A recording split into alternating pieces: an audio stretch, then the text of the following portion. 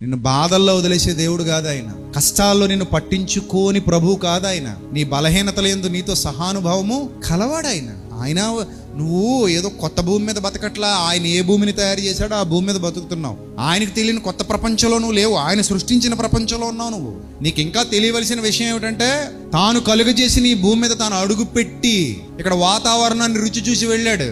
ఇక్కడ నీలా నాలా ఈ దేహంలో నివసించి వెళ్ళాడు. ఈ దేహంలో కనబడ్డాడు ఆయన. ఆయనకు తెలియంది ఏమీ లేదు. నీ అనుభవాల కంటే ఆయనకు ముందు ఎన్నో అనుభవాలు ఉన్నాయి. ఆ అనుభవాలతోనే ఆయన చెబుతున్నాడు, రాస్తున్నాడు, రాయిస్తున్నాడు. నా బిడ్డ, నేను నిన్ను వదిలేసేవాడను కాదు. నీ కష్టాల్లో నిన్ను వదిలేను, నీ కన్నీళ్లలో నిన్ను వదిలేను, నీ ఇరుకులలో నిన్ను వదిలేను, నీ ఇబ్బందులలో నిన్ను విడిచిపెట్టను. నీ ప్రతి పరిస్థితిలో నేను నీకు ఎలా ఉంటాను? తోడుగా ఉంటాను.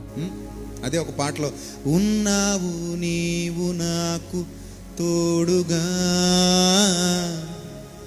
ఉంటాను నేను నీకు సాక్షిగా, రాశావు నా చరిత్ర కొత్తగా, ఏ ఒక్కరు నమ్మనంత వింతగా, చేశావు అర్హమైన పాత్రగా, యజమానుడు వాడుకునే పాత్రగా, యజమానుడు వాడుకునే పాత్రగా,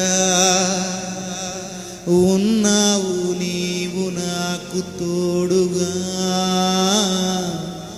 ఉంటాను నేను నీకు సాక్షిగా. చచ్చేదాకా ఆయన వదలడు. ఇది నిజం, నువ్వు నమ్మాల్సినటువంటి నిజం.